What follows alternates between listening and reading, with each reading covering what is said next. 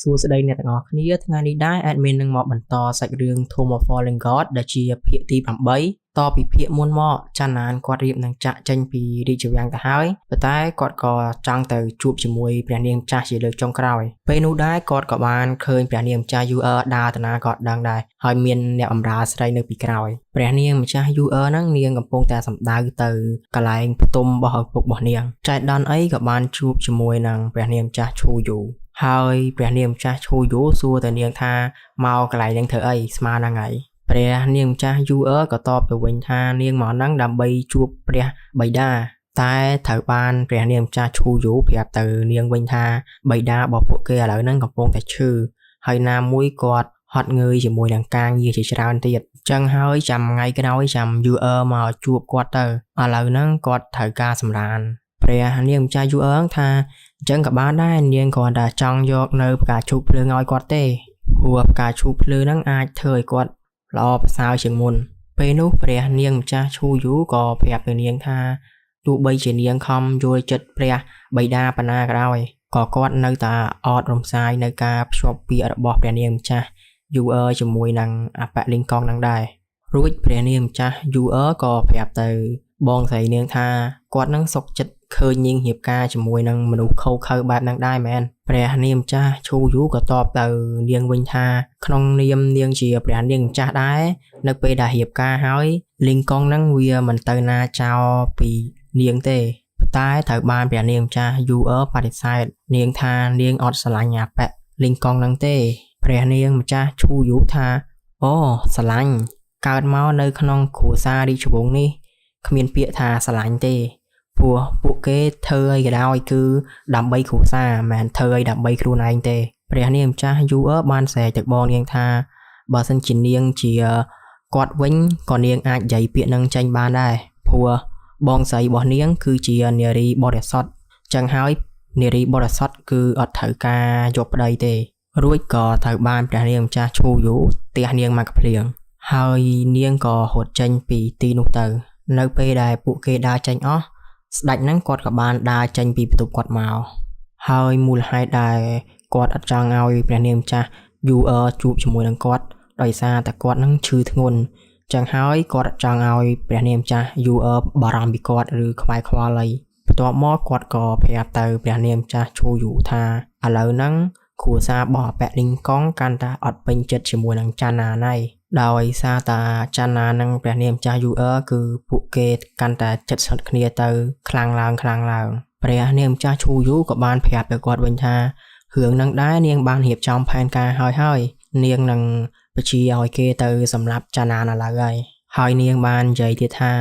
ចាំនាងរលេះនិយាយប្រាប់ UR ថាចាន់ណាគាត់បានចាក់ចេញពីរាជវាំងចាន់ណាគាត់ក៏នៅកន្លែងហ្នឹងដែរហើយគាត់បានលួចស្ដាប់នៅរឿងដែលព្រះនាងម្ចាស់ឈូយូហ្នឹងនិយាយទាំងអស់មូលហេតុដែលគាត់នៅកន្លែងហ្នឹងគឺដោយសារតែគាត់ហ្នឹងតាមព្រះនាងម្ចាស់ UR រួចគាត់ក៏បាននិយាយម្នាក់ឯងថាចាំមើលព្រះនាងម្ចាស់ឈូយូហ្នឹងនាងធ្វើទង្វើអញ្ចឹងដាក់គាត់មុនទេចឹងហើយបើសិនជាមានរឿងអីកើតឡើងនៅក្នុងរាជវាំងកុំទោសគាត់ឲ្យសោះបន្ទាប់មកកាត់មកនៅក្នុងបន្ទប់ដែលគេដាក់នៅព្រួញទឹកវិញគឺយើងបានឃើញនៅមានព្រឹទ្ធាចារ្យ2នាក់ដែលពួកគាត់ហ្នឹងកំពុងតាយាមព្រួញទឹកស្រាប់តែពេលនោះដែរក៏ពួកគាត់បានឮសលេងអ្នកនៅខាងក្រៅស្រែកថាមានភ្លើងឆេះហើយហើយព្រឹទ្ធាចារ្យម្នាក់ទៀតគាត់រៀបនឹងទៅជួយប្រុតភ្លើងអ្នកនៅខាងក្រៅហើយ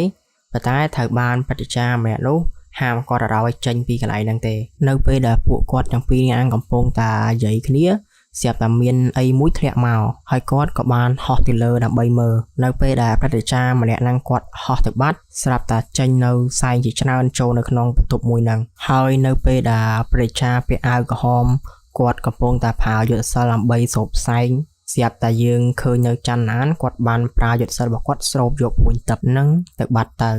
ហើយពេលដែលព្រឹទ្ធាចារ្យម្នាក់ហ្នឹងគាត់ស្រូបនៅផ្សែងអស់គាត់ងាកមកវិញក៏បាត់ព្រួញទឹកនឹងបាត់យើងកាត់មកមើលនៅក្នុងបន្ទប់របស់ព្រះនាងម្ចាស់ UR វិញគឺថាព្រះនាងម្ចាស់ UR ហ្នឹងកំពុងតែដេកយំខ្លាំងមែនតើចង់កូនចៅរបស់នាងទាំងពីរនាក់នោះមកនិយាយអីក៏នាងអត់ខ្វល់ដែរហើយនាងក៏បានដេញកូនចៅរបស់នាងឲ្យចេញក្រៅនៅពេលដែលកូនចៅរបស់ព្រះនាងម្ចាស់ទាំងពីរហ្នឹងដើរចេញ ពួកគេទាំងពីរនាក់បាននិយាយគ្នាថា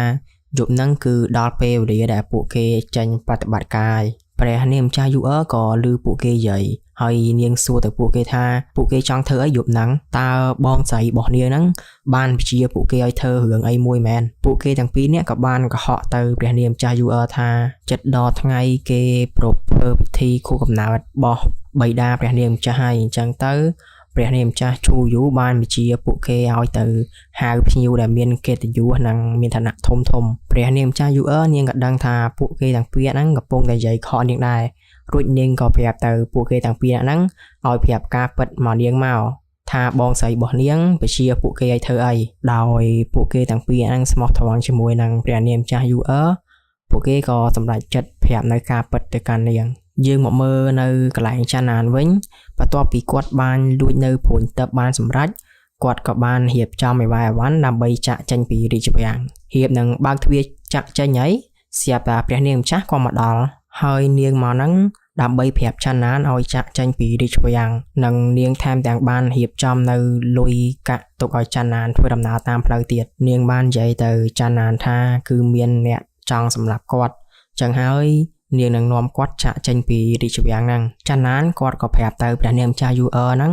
ឲ្យនាងចាំគាត់នៅខាងក្រៅទៅគាត់រៀបចំកៅអៅសិនព្រះនាងម្ចាស់យូអឺនាងអត់ចេញក្រៅឯនាងសុកចិត្តបែរខ្នងចេញមូលហេតុដែលចាណានឲ្យនាងចេញក្រៅហ្នឹងដោយសារថាគាត់ខ្លាចនាងឃើញនៅព្រួញទឹកដែលគាត់តំលួចបាននៅពេលដែលចាណានគាត់រៀបចំព្រួញទឹកហ្នឹងដើម្បីសួរដាក់តាមខ្លួនស្រាប់តែព្រះនាងម្ចាស់យូអឺនាងបានងាកមកក្រោយវិញហើយក៏បានឃើញនៅព្រួញទឹកហ្នឹងផងដែរហើយនាងបាននិយាយទៅកាន់ចាណានថានៅពេលដែលនាងដើរមកបន្ទប់ចាណាននាងបានឃើញរាជវាំងរៀងញ៉ៃច្បោច្បល់ពេញហ្នឹងតែពិតទៅគឺជាស្នាដៃរបស់ចាណានសោះគាត់បានធ្វើអញ្ចឹងហើយទៅលួចនៅព្រួញទឹកចាណានដោយអត់មានលេសអីតគាត់ក៏ប្រាប់ថាឥឡូវបើសិនជាព្រះនាងម្ចាស់យូអឺនឹងចង់ទៅប្រាប់បិតារបស់នាងទៅប្រាប់ទៅគាត់អត់ខ្វល់ទេតែបែរជានាងសុំចាណានទៅជាមួយដែរដោយសារតែនាងអត់ចង់រស់នៅក្នុងរាជវាំងនឹងទៀតទេព្រោះបិតារបស់នាងបងស្រីរបស់នាងស្ទើរបខំនាងឲ្យរៀបការជាមួយនឹងអបលិង្គកដែលជាមនុស្សដែលនាងអត់ស្រឡាញ់នាងបានប្រាប់ទៅចាណានទៀតថានាងចាក់ចេញពីរាជវាំងហ្នឹងគឺដោយសារតែនាងចង់រត់គេចពីការភ្ជាប់ពាក្យរបស់នាងជាមួយនឹងអបលិង្គកហើយនៅពេលដែលពួកគេរត់ចេញពីរាជវាំងហ្នឹងបានសម្រេចពួកគេទាំងពីរហ្នឹងគឺបែងចែកផ្លូវគ្នាហើយណាគេចង់ទៅណាក៏ទៅយើងកាត់មកមើលនៅក្នុងបន្ទប់ដែលគេដាក់ព្រួញទឹកវិញនៅពេលដែលបាត់ព្រួញទឹកអញ្ចឹងព្រះនាងម្ចាស់ឈូយូនាងក៏មកកន្លែងហ្នឹងហើយបានសួរទៅប្រតិចាទាំងពីរហ្នឹងថាពួកគាត់បានឃើញមុខអ្នកដែលលួចនៅព្រួញទឹកហ្នឹងអត់តែត្រូវបានប្រតិចាដែលពាក់អាវក្រហមហ្នឹងនិយាយទៅវិញថាគាត់អត់បានឃើញទេដោយសារតែអ្នកលួចហ្នឹងគឺលឿនពេកពេលនោះដែរកូនចៅរបស់ព្រះនាងម្ចាស់ទាំងពីរហ្នឹងបានទៅរាយការណ៍ប្រាប់ព្រះនាងម្ចាស់ឈូយូថាព្រះនាងម្ចាស់យូអឺចង់នាំចាណានចាក់ចេញពីរាជវាំងនៅពេលដែលចាណាននិងព្រះនាងម្ចាស់យូអឺដើរចេញពីបន្ទប់ស្រាប់តែមានអ្នកខ្លាំងជាច្រើនបានហក់មកล้อมព័ទ្ធជុំវិញគាត់ថែមទាំងមាននៅអបលិង្គកនឹងទៀតផងនៅពេលដែលអបលិង្គកនឹងគាត់ហក់ចុះពីលើនាគគាត់មកគាត់បាននិយាយទៅពួកគេទាំងពីរនាក់ថាគាត់មិននឹកស្មានសោះថាព្រះនាងម្ចាស់ហ្នឹងចង់រត់ចេញពីរាជវាំងជាមួយនឹងអាចារ្យណានព្រះនាងម្ចាស់យូអឺបាននិយាយថានាងសុខចិត្តទម្លាក់តំណែងព្រះនាងម្ចាស់មករស់នៅជាមនុស្សសាមញ្ញក៏នាងអត់រៀបការជាមួយអបលិង្គកនឹងដែរដោយព្រះនាងម្ចាស់យូអឺនិយាយចឹងគឺបានបំបាក់មុខអបលិង្គកនឹងខ្លាំងមែនតែនធ្វើឲ្យពួកមនុស្សនៅជុំវិញហ្នឹងនិយាយសឹកគ្នាចោះឡើងបន្ទាប់មកអបលិង្គកនឹងយកលេសថាចាណានបានលួចនៅព្រួញទឹកអញ្ចឹងហើយគាត់នឹងដាក់ទោសសម្រាប់ចាណានដោយខ្លួនគាត់ផ្ទាល់នៅពេលដែលអបលិង្គកនឹងគាត់បញ្ចេញយុទ្ធសាស្ត្ររបស់គាត់ហើយក៏ហក់ទៅចាក់ចាណានស្រាប់តែព្រះនាងម្ចាស់យូអឺនាងក៏បានមកចាប់រំពេងហ្នឹងដោយឃើញព្រះនាងម្ចាស់តែងតែការពារគាត់រហូតចឹងគាត់ក៏សម័យដល់រឿងអតីតដែលមនុស្សជាទីស្រឡាញ់របស់គាត់ឈ្មោះយូស៊ីននាងបានលះបង់ជីវិតខ្លួនឯងដើម្បីការពារគាត់យើងចូលមកពេលបច្ចុប្បន្នវិញដោយអបលិង្គកហ្នឹងឃើញព្រះនាងម្ចាស់យូអឺការពារចាណានចឹងគាត់ក៏បានហៅនាគគាត់មកដើម្បីឲ្យទៅសម្រាប់ចាណាននៅពេលដែលនាគនឹងហោះសម្ដៅទៅចាណានស្រាប់តែយើងបានឃើញនៅពលឺពណ៌មាសមួយបានទម្លុះខ្លួនរបស់នាគនឹងហើយបានធ្វើឲ្យវាធ្លាក់មកដេក ស្ប៉ាទៅនឹងដីបាត់ទៅព្រះនាងម្ចាស់ឈូយូក៏បានឃើញនៅពលឺពណ៌មាសនឹងពីចម្ងាយផងដែរពេលគ្រប់គ្នាឃើញចាន់ណានបាញ់នាគរបស់អប៉ាលីងកងនឹងតាមគាត់ពេលធ្វើឲ្យនាគនឹងងាប់ម្នាក់គឺគៀងហ្មងហើយចាន់ណានក៏បានដើរចាក់ចេញពីទីនឹងទៅហ្នឹងហើយអ្នកទាំងអស់គ្នាសាច់រឿងភាគទី8របស់យើងមានតែប៉ុណ្ណឹងបើសិនជា admin មានកន្លែងណាខុសឆ្គងអីសូមអធិស្ឋានផងណា admin នឹងព្យាយាមកែសម្រួលល្អជាងនេះទៅទៀត